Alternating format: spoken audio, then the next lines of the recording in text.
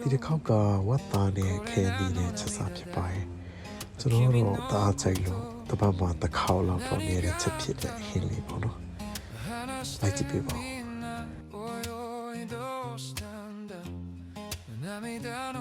အားတွေကိုအနေတော့ပုံးလေးတုံးပြီးတော့ရှင်တော့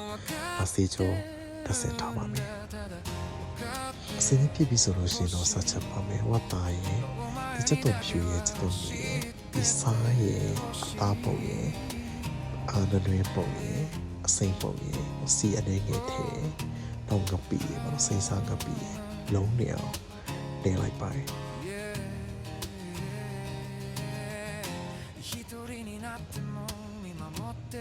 ဒီကြောင့်ရေထည့်ပါမယ်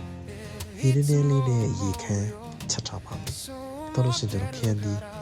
ကိုကျွန်တော်ပြင်ဆင်ပါမယ်ကျွန်တော်ကြိုက်တဲ့ကိုစားမဲ့ကိုကြိုက်တဲ့တက်တဲ့အသုံးနေထားလေးသုံးပြီးတော့စေချိုသစင်ထားပါမယ်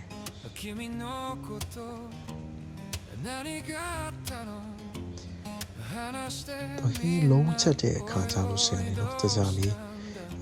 နာနာလေးစီပြီးမှအဖုံးဖွင့်ပြီးတော့နေအဖုံးဖွင့်တာမျိုး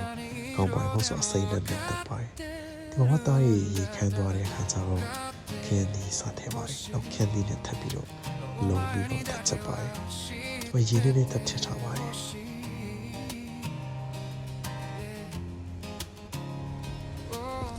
ချက်သွားလိုက်တာကိုလိုချင်တဲ့ရေပမာဏလည်းကျန်တယ်အသားခင်းချင်လေး